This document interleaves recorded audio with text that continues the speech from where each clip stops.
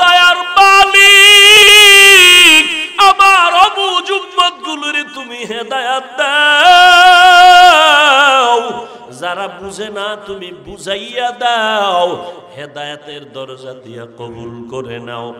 নবী আর এক ইহুদি, আর কেউ নাই। ইহুদির হাতে তরবারি, দুইজনে এক জায়গায়। কেডা কেডা? আরে কথা কও। ইহুদি তরবারি নিয়ে, এই মুহাম্মদ তোরে যদি এখন একটা মাইরা দেই ফিরাইবে কে? কেউ নাই। ইহুদি তরবারি দিয়া, নবী পাশে কেউ নাই। এই মুহাম্মদ এত এত জ্বালাও, তোরে যদি এখন একটা বাড়ি মারি তোরে ফিরাইবে কে?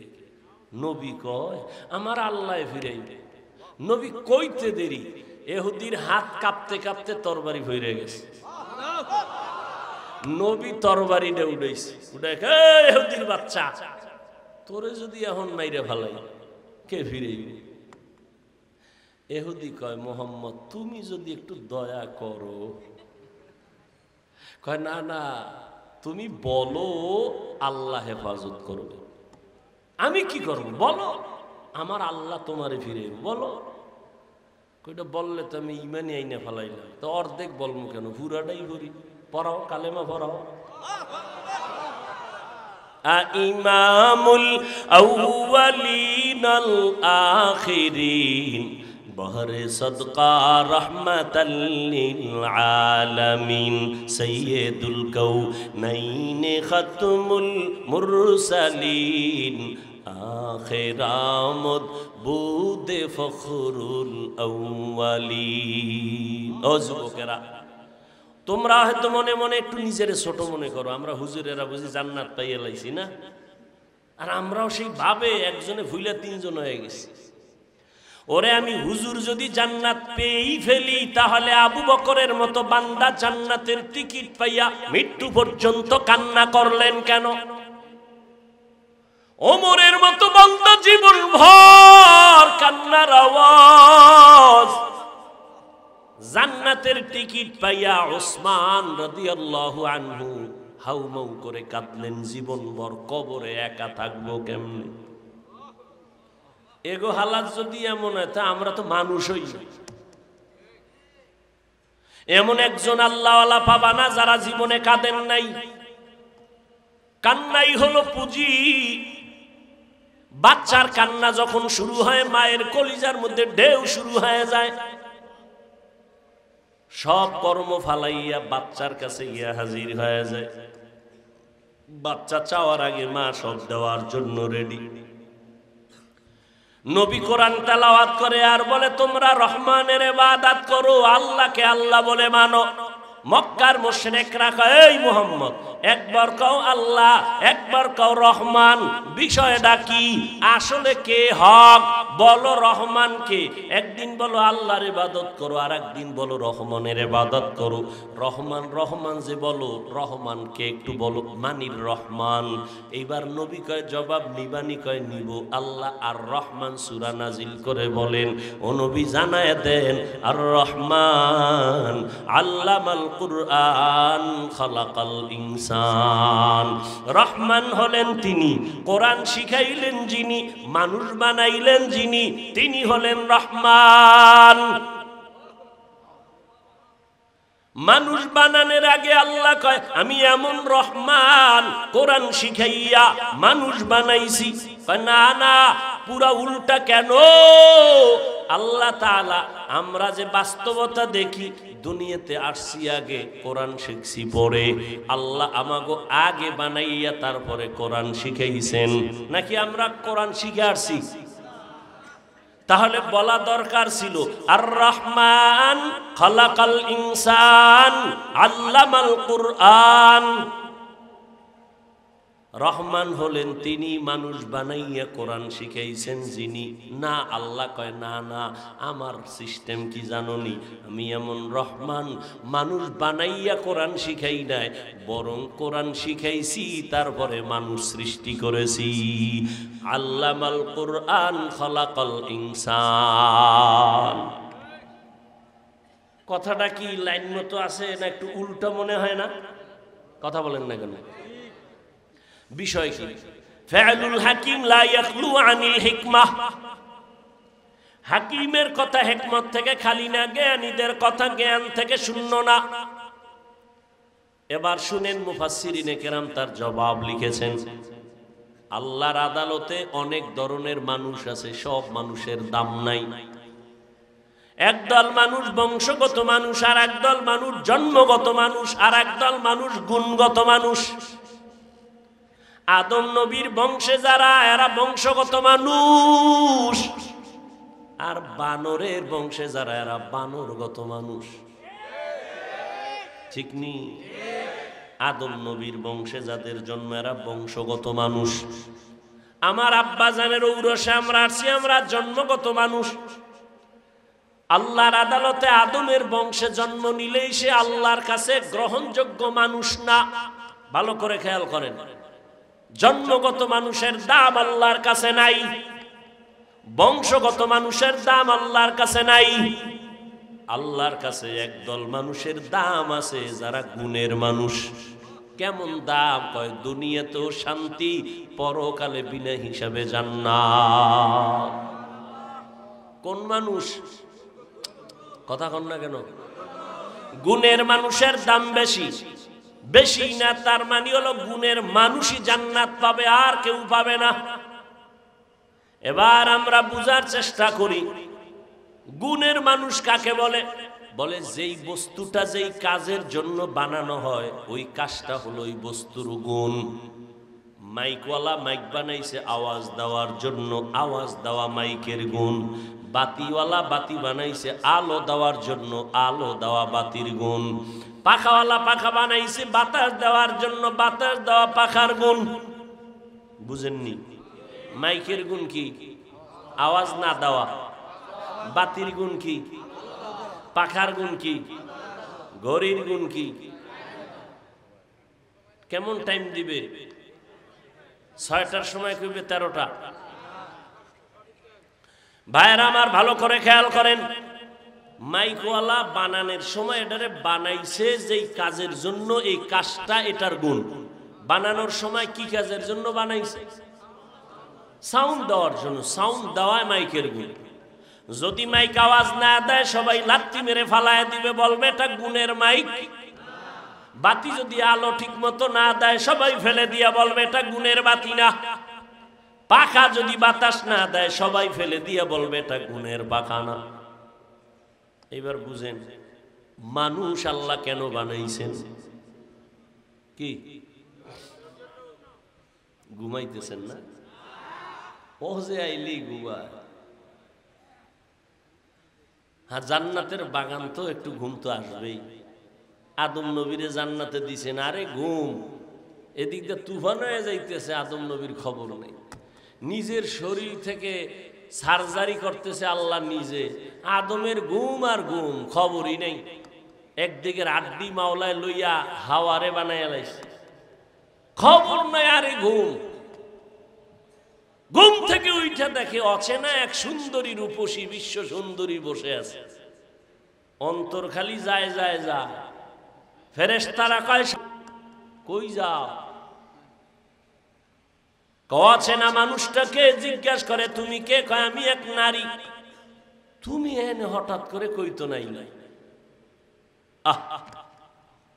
কয় আমারে তোমার শান্তির জন্য আল্লাহ বানাইছে। মহিলারা আসেনি? এরে আম্মা জানেরা, ভালো করে বুঝেন,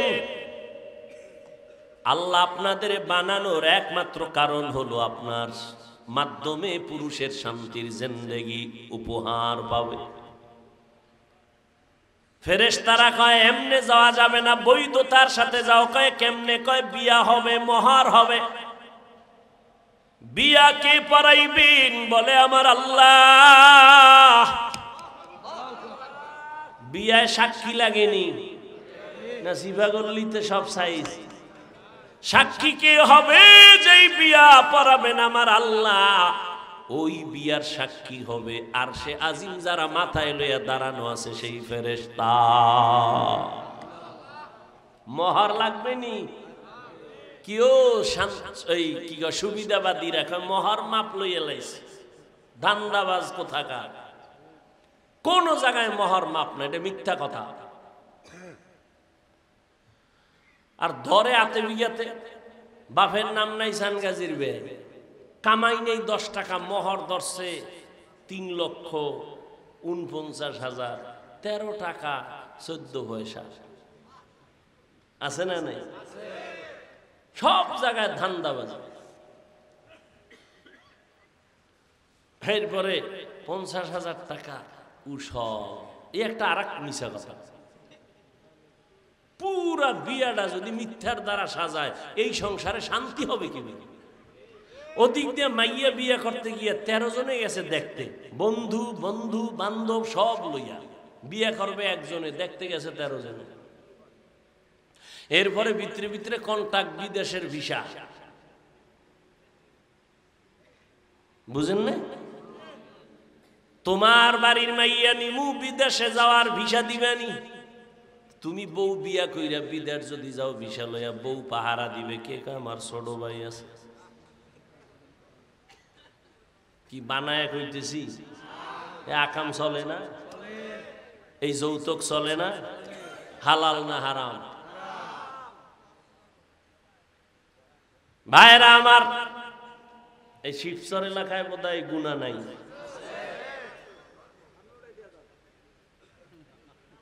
কি যৌতুক উঠাবো? আল্লাহ সবাইকে হেদায়াত দান করে। যুবকেরা, মাওলায় 2টা হাত দিয়েছে, রক্ত যদি পবিত্র থাকে ওয়াদা কর নিজের পায়ে দাঁড়াইয়া কামাই কইরা চিৎকার দিয়া বলবি, শ্বশুরের গোষ্ঠীরা আমারটা খাবি, আমি খাওয়াবো, কোনোদিন ফকিন্নির মতো শ্বশুর বাড়ি থেকে ভিক্ষা নিব না।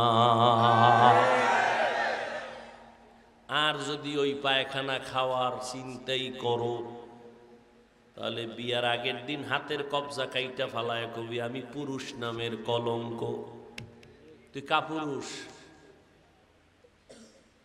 আল্লাহ হেদায়াত দান করেন। কি কথার মধ্যে দিয়ে হেন আইলাম খবর নেই। আম্মা জান হাওয়া আলাইহিস সালাম মোহর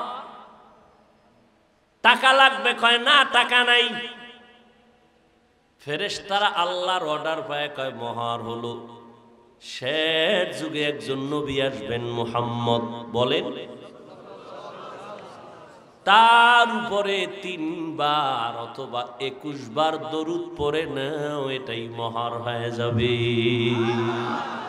हर के बाशत आमेले सल्लु मुदम आतिशे दोज़ख शावद बरवाए हाराम। খারাপ লাগতেছে আপনাদের? বলেন মানুষ আল্লাহ কেন বানাইছেন? ইবাদতের জন্য। যেই জিনিসের জন্য, কাজের জন্য বানানো হয়, কাজ হলো ওই জিনিসের গুণ। মানুষ বানানোর কারণ বিড়ি টানার লাগা। তুই যারা ওয়াজের আগেও বিড়ি টানে, মোনাজাতের ভরেও বিড়ি, আসেনি বিড়িখোর? হ্যাঁ, আল্লাহ হেফাজত করে। কি মজা যে ভাই, এটা হুজুর আপনি কি বুঝবেন? হায় হায় হায়। আল্লাহ বলেন আমি মানুষ কেন বানাইলাম? ওয়ামা খালাকতুল জিন্না ওয়াল ইনসা ইল্লা লিয়াবুদুন। আল্লাহ বলেন আমি মানুষ বানাবার একমাত্র কারণ হলো ইবাদত। কার ইবাদত? ইবাদত মানে কি? সারা রাত্র তাসবিহ টানা? এক কথায় জীবনে যা করবেন সব ইবাদত। এই ছেলে মেয়েরা, স্কুলে পড়ো ইবাদত, কলেজে পড়ো ইবাদত, ডাক্তারি পড়ো ইবাদত, চাকরি করো ইবাদত, ব্যবসা করো ইবাদত, ঘুমাইয়া থাকবা তাও হবে ইবাদত। যদি আমার আল্লাহর জন্য হয়, নবীর তরিকায় হয়। নবীর তরিকায় ঘুমাইলেও ইবাদত, আর নবীর তরিকা বাদ দিয়া নামাজ পড়লেও গুনাহ। নবীর তরিকা বাদ দিয়া নামাজ কেমনে? আল্লাহু আকবার। এবার আলহামদুলিল্লাহ সূরা বাদ দিয়া দরুদ শরীফটা আগে পড়ে লাইছে, যেটা বইয়ে পড়তো। নবীর আশেক তো, এজন্য আগে দরুদ পড়ে লাইছে। হবে বলেন? মাগরিবের ফরজ নামাজ কয় রাকাত? 3 রাকাত নামাজে দাঁড়াইয়া আল্লাহর বান্দা চিন্তা করে ফেললো, আরে 2টা সেজদা মাওলারে বাড়াইয়া দিলে মাওলায় খুশি না হইয়া যাবে, তাহলে আর বেজোর 3 রাকাত পরে লাভ কি? আর 1 রাকাত বাড়াইয়া 2টা সেজদা মাওলারে দেই, মাওলায় খুশি হয়ে যাবে, 4 রাকাত জোর হয়ে যাবে। মাগরিবের 3-এর 4 বানায় সেজদা 2টা বাড়াইয়া দিছে আল্লাহরে খুশি করার জন্য। জানা থাকলে বলবেন নামাজটা হবে নি। কেন? নবীর তরিকায় নাই। নবীর তরিকা বাদ দিয়া সেজদা দিলেও গুনাহ হবে। আর নবীর তরিকায় খানা খাবেন সওয়াব, বাথরুমে যাবেন সওয়াব, নবীর তরিকায় যত আমল করবেন সওয়াব। নবীর তরিকায় নামাজ পড়লে যেমন ইবাদত, নামাজ পড়বেন না তাও ইবাদত। সূর্য যখন উঠবে তখন নামাজ পড়া ইবাদত। হ্যাঁ, রোজা রাখা এটা ইবাদত, রোজা না রাখাটাও ইবাদত। নবীর তরিকায় যদি কেউ ঈদের দিন রোজা রাখে সওয়াব হবে না। আল্লাহ মানুষ বানাইছেন ইবাদতের জন্য, ইবাদত করাই হলো মানুষের গুণ। মানুষের গুণ কি? এখন ইবাদতটা করবেন কেমনে, নিয়ম জানা লাগবে। নিয়ম জানানোর জন্যই হলো কোরআনুল কারীম। কোরআন শিখার জন্য আছে উলামায়ে কেরাম। উলামায়ে কেরাম থেকে কোরআন শিখবেন, কোরআন শিখা ইবাদত করবেন, গুণের মানুষ হবেন, বিনা হিসাবে জান্নাতে যাবেন। এই দিকে ইঙ্গিত করে আল্লাহ বলেন, আর রহমান আল্লামাল কুরআন খালাকাল ইনসান। যারা কোরআন শিখা ইবাদত করবা, গুণের মানুষ হবা, আমি আল্লাহ তাদেরকে মানুষ বলে জান্নাত দিয়ে দিব। এই দিকে ইঙ্গিত করে আল্লাহ কয়, আমি আগে কোরআন শিখাইছি, পরে গুণের মানুষ বানাইছি। কোরআনের মাধ্যমে ইবাদত করো। ও যুবকেরা, ও বৃদ্ধ বাবাজিরা, ও পর্দার আড়ালের আম্মা জানেরা, আপনাদের এত মর্যাদা, এত সম্মান। আপনারা নবীদের মা, সাহাবায়ে কেরামের মায়ের মতো মা, আপনারা আয়েশা রাদিয়াল্লাহু আনহার মতো নারী, আপনারা খাদিজা রাদিয়াল্লাহু আনহার মতো নারী, ফাতেমা রাদিয়াল্লাহু আনহার মতো নারী। আপনাদের এত মর্যাদা। মারিয়াম আলাইহিস সালামের মতো আপনাদের সম্মান। মারিয়াম আলাইহিস সালামের এত সম্মান, নবী হাদিসে বলেন, কিয়ামতের ময়দানে জান্নাতের 8টা দরজা খুলিয়া 4টা মহিলাকে বারবার ডাকবে, আসো জান্নাতের মধ্যে আসো। কোনো হিসাব নাই, কোনো নিকাশ নাই। কিসের সূর্যের গরম, কিসের জমিনের গরম, কিসের জাহান্নাম। জান্নাতের 8টা দরজা দিয়া ফেরেশতারা ডাকবে কয়জন মহিলাকে? 4 জন মহিলাকে ডাকবে। ওদের কোনো হিসাব নাই। আল্লাহর ফেরেশতারা ডাকবে, আসো জান্নাতের বিছানা রেডি। এর মধ্যে 4 জনের 1 নাম্বার মারিয়াম আলাইহিস সালাম, ঈসা নবীর আম্মা জান। আল্লাহ তারে ডাকবেন ফেরেশতার মাধ্যমে। দ্বিতীয় ফাতেমা রাদিয়াল্লাহু আনহা, তৃতীয় হবে খাদিজা রাদিয়াল্লাহু আনহা, চতুর্থ হবে ফেরাউনের স্ত্রী আসিয়াকে ডাকবে, আসো জান্নাতের বাগান খোলা হয়ে গেছে। এরে আম্মা জানেরা, এই দুনিয়াতে আপনাদের থেকেই তো ভালো সন্তান। এখানে কয়জনের জানি ভাগরি দিলাম? এখানে দিছি না কই দিছি? ও আর এক জায়গায় দিলাম। এই মাদ্রাসা থেকে কত ছাত্র হাফেজে কোরআন হয়ে গেল। এরে আম্মা জান, এই দুনিয়াতে যত ভালো ভালো সন্তান দেখতেছি, সব হলো মা ভালো, এজন্য সন্তান ভালো। আল্লাহর কসম করে বলে গেলাম, ওসি সাহেবের ব্যবহার ভালো, এসপি সাহেবের ব্যবহার ভালো, চেয়ারম্যান সাহেবের ব্যবহার ভালো। খোদার কসম, এগুলো তাদের ব্যক্তিগত বাহাদুরি না, সব হলো মায়ের অবদান। মা ভালো, এই জন্য সন্তানের আদর্শ ভালো। এরে আম্মা জানেরা, সন্তানটাকে ডাক্তার বানাবেন আলহামদুলিল্লাহ, ইঞ্জিনিয়ার বানাবেন আলহামদুলিল্লাহ, তবে আপনার আদর্শ দিয়া সন্তানকে তৈরি করতে হবে। বাবার আদর্শ নয়। মায়ের কাছে সন্তান সময় কাটায় বেশি, মাকে ফলো করে চলে বেশি। এরে আম্মা জানেরা, একটা ভালো সন্তানের মা হইয়া কবরে যাবেন, স্বামীর মাল হেফাজত করবেন, নিজে পর্দা রক্ষা করে সতীত্ব বজায় রেখে চলবেন, নিজের ইজ্জতকে নষ্ট করবেন না, খারাপ সন্তান রেখে যাবেন না, যেই সন্তানের বরদোয়াটা আপনি মায়ের কাছে গিয়া পড়বে। ওরে আম্মা জান, ও পর্দার আড়ালের মা বোনেরা, এখনো সময় আছে, তওবা করে নেন, ইবাদতের মুসাল্লায় দাঁড়ান। আপনার মতো কত মা এই এলাকায় এখনো তালাশ করলে পাওয়া যাবে, 5 বেলার নামাজ পড়ে, তাহাজ্জুদ পড়ে, পর্দা রক্ষা করে চলে। ও আম্মা জানেরা, আপনারা কেন পারবেন না? মনে কি চায় না একজন আলেমের মা হইয়া কবরে যাবেন, আদর্শ সন্তানের মা হইয়া কবরে যাবেন? আপনার সন্তানের সবাই দোয়া করবে, ওলামায়ে কেরাম দোয়া করবে, মুরব্বীরা দোয়া করবে, এলাকার সবাই কলিজা দিয়ে দোয়া করবে সন্তান ভালো। আপনি মা এই দোয়ার অংশ পেতে থাকবেন। আপনি এমন সন্তান যদি বানাইতে চান, আপনাকে আদর্শওয়ালা হতে হবে, নামাজি হতে হবে, স্বামীর আনুগত্য করতে হবে, আল্লাহর মোহাব্বত নিয়ে নবীর তরিকায় চলতে হবে। ও যুবকেরা, এখন থেকে তৈরি হয়ে যাও। জীবনে অন্যায় তো কম করো নাই, মনে চাইছে অন্যায় করেছো, কেউ বাধা দিলেও তুমি থামো নাই। আজকে থেকে অন্তরকে দুর্বল করে আল্লাহর কাছে তওবা করো। মরিয়া গেলে যাবা, কোনোদিন নামাজ ছাড়বা না, বেপরদায় চলবা না, দাড়ি কাটবা না, মা বাবার সাথে খারাপ ব্যবহার করবা না, ওলামায়ে কেরামের বিরোধিতা করে গুনাহগার হবা না, নবীর তরিকা নিয়ে চলবা। ও আল্লাহর বান্দারা, এখনো যদি তওবা করো, আমার আল্লাহ এত বড় দয়াময়, 1 সেকেন্ডের তওবার বিনিময়ে জীবনের গুনাহ আল্লাহ মাফ করে দিবেন। তওবার নিয়ত সবার কপালে হবে না। শুরুতেই বলেছিলাম, আবু জাহাল 13টা বছর নবীকে দেখলো, বয়ান শুনলো, কালেমা নসিবে আসলো না।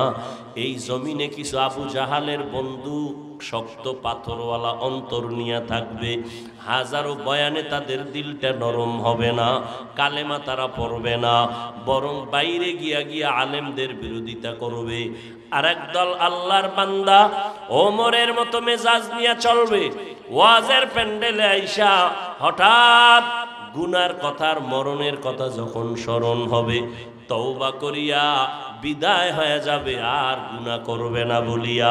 ও যুবকেরা, আল্লাহর কাছে মাথা নত করে তওবা করো। ডাক্তার হও তো আদর্শওয়ালা হইও, ইঞ্জিনিয়ার হও তো আদর্শওয়ালা ইঞ্জিনিয়ার হইও। আল্লাহর কাছে দোয়া করো, তওবা করো, ওলামায়ে কেরামের পরামর্শ নিয়ে জীবনটাকে চালাও, ধন্য হবা। মা বাবার দোয়া নিয়ে সামনে আগাও। ওই মা বাবার দোয়া ছাড়া আগাইতে পারবা না, ওই মা বাবার দোয়া ছাড়া কোনোদিন সফলতা আসবে না। তওবা করার মতো যদি কারো অন্তর তৈরি হয়, মুনাফিকি দুর্বলতা যদি না থাকে, যাদের অন্তরে তওবার নিয়ত আছে খাঁটিভাবে, তাদেরকে বলবো, দুটো হাত আমার আল্লাহকে দেখায়া দাও। আয় আল্লাহ, আমাদের হাতগুলো কবুল করে নেন, তওবা কবুল করে নেন, তওবার উপরে মজবুত হইয়া চলার মতো তৌফিক দান করেন। আমিন।